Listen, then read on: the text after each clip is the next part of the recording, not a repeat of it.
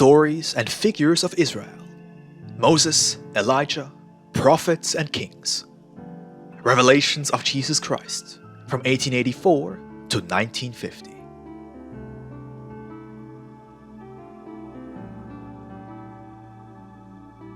The people of Israel's pilgrimage with Moses through the desert.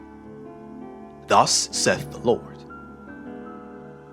In the first era, Moses was at the head of Israel in guiding them through the desert for 40 years to the land of Canaan. But from disobedience, lack of belief, and materialism, some blasphemed, others reneged, and yet others rose in rebellion.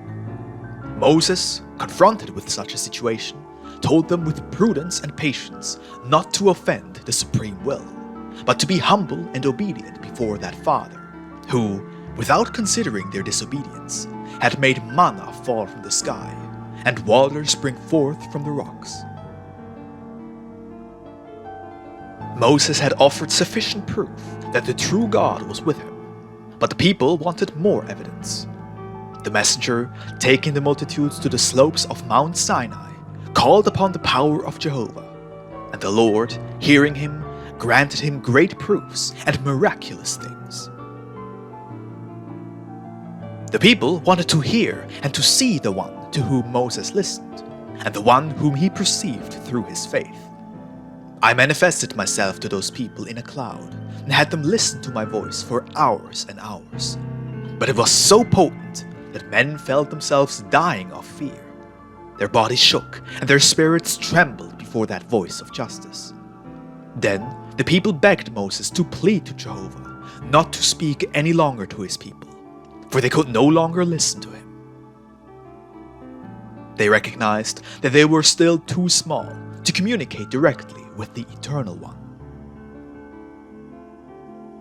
Forge your spirit in the great combat of life, just as the people of Israel did in the desert. Do you know how great the desert is, which, with its harsh sun and burning sands, appears to have no end? Do you know what loneliness and silence are, and having to maintain vigilance because enemies watch? Truly, I tell you, it was there in the desert that the people knew the greatness it was to believe in God, and learn to love Him. What could that people hope for from the desert? Nonetheless, they had all: bread, water, a home in which to rest, and an oasis and sanctuary wherein to elevate their grateful spirits toward the Father and Creator. The struggle of Elijah for the true God. In the first era, Elijah came to earth and found that humanity was practicing idolatry and did not believe in God. The world was being governed by kings and priests, and both had departed from the obedience to divine laws and were guiding their people along paths of confusion and falsehood. They had erected altars to different gods which they worshipped. Elijah appeared in that time and spoke to them with words of justice, telling mankind, "Open your eyes and see that you have disrespected the law of the Lord. You have forgotten the example of his messengers, and have fallen into a worship which is unworthy of the living and powerful God. It is necessary that you awaken, that you see and recognize him. Eliminate your idolatry, and lift your eyes above every figure with which you have represented him."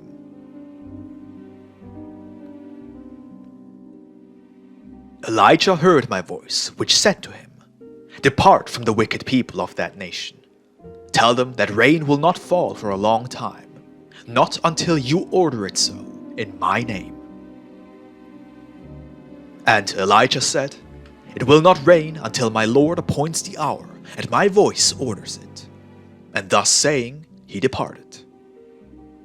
From that day forth, the land was dry. Many normally rainy seasons passed without rain. There were no signs of water in the sky. The fields felt the drought. The cattle began to perish. Men unsuccessfully dug into the earth, looking for water to quench their thirst. Rivers dried up.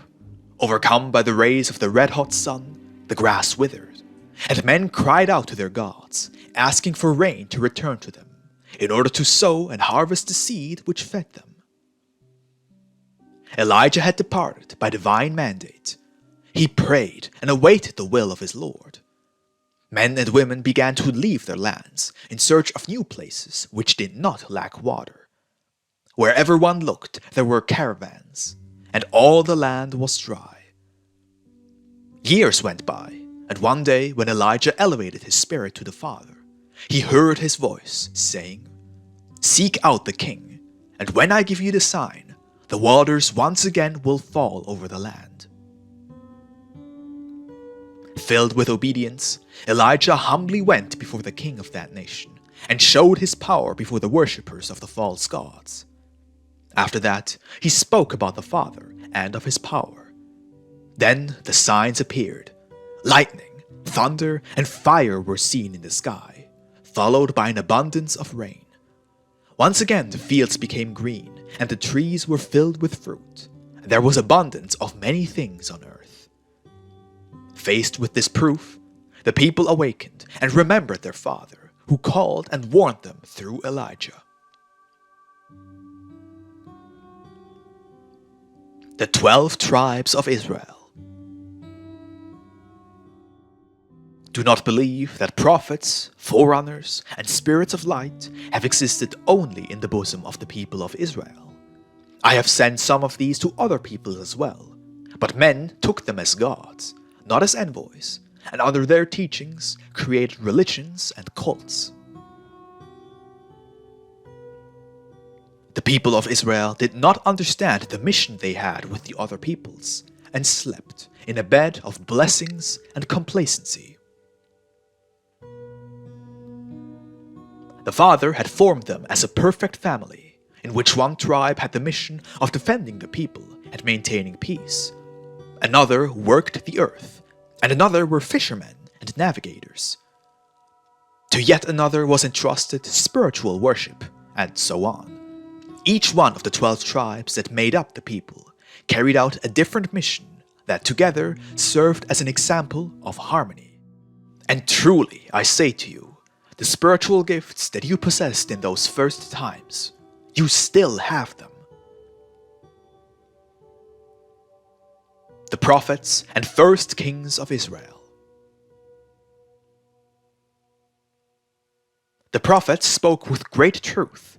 They came to earth almost always in times of great confusion and straying, admonishing the peoples, inviting them to repentance and to make amends, proclaiming great trials of justice if they did not turn back to the good, and other times predicting blessings for observation and obedience to the divine law.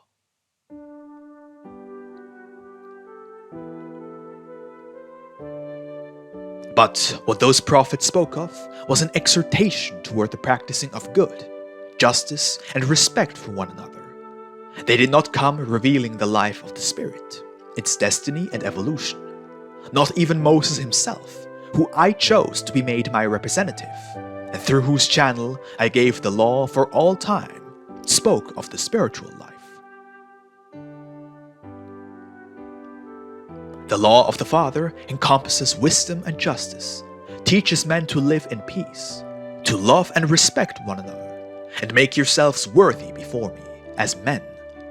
But Moses did not show humanity that which is beyond the threshold of bodily death, nor what the restitution of the disobedient spirits is, or the prize for those that are prudent and jealous of their mission. Later, David reigned, full of gifts and inspiration, and in his moments of elevation, in his ecstasy, he heard the hymns and spiritual songs with which he formed the Psalms to invite the people of Israel to pray and give the best offerings of their hearts in tribute to the Lord. Yet David, with all his love and inspiration, could not reveal to the people the marvelous existence of the spirits, nor their evolution or their goals. And again Solomon, who succeeded him in his reign, and who also showed the great gifts of wisdom and power that had been given to him, and for which he was loved and admired, and whose counsel, judgments, and proverbs are still remembered today. If his people had approached him to ask, "How is the spiritual life? What is beyond death? What is the Spirit? Solomon, with all his wisdom, could not have answered.